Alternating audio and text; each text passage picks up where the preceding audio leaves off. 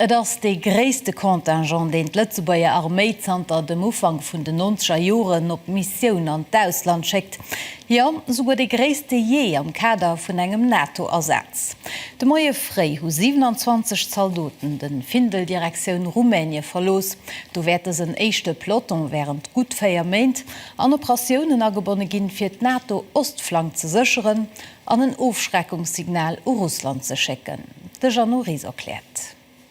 Pass dobech op kommt gesonder Monterëm. Mat dëse Wieder huet de Verteidigungsminister François Bauch die 27 Soldaten en vun enger kurze Zeremonie Findel op hi Mission gescheckt.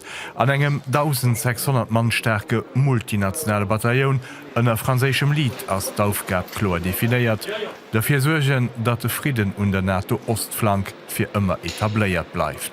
Wir werden do responsabel sinn fir ze weisen, dat man mat als belschen, holländischen an franzésche Kollegen dafür sorgen, fir du nicht eine Aufschreckung zu machen, an dann noch gegebenenfalls von denke Mission an Défense überzugehen. Das ist den Hauptroll von der NATO. Die hat während Main ganz viel trainiert, lo könnte der dem Terrain umsetzen, so de Message General Toul, denn am Ende das Situation und der gesamte Ostflank von Estland am Norden bis over Rumänien ruhig.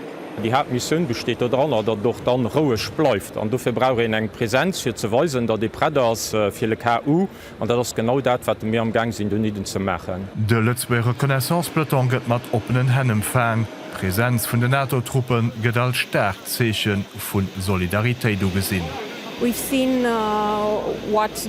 Mi ho gesinn, wat mat der russischer Aggression an der Ukraine geschitt ass. Ech si ganz froh, dat mir Zeie vun enger Stärkung vun der Eenheet an der Solidarität bannen der NATO ginn. Grad wie auch an der Europäischer Union. Wir sollten op desem Weh weiterfuhren. Letzebauier Präsenz a Rumänien ass e konkrete Beweis, dat d'Eenheet do ass.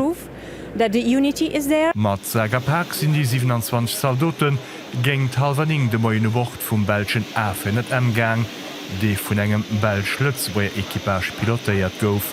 Wie no die sogenannt europäesch Ostflank vun Eisewägers weist eenent no nëmmen 2 Stunde voll huet Militärmaschine am rumänesche Sibiu opgesat.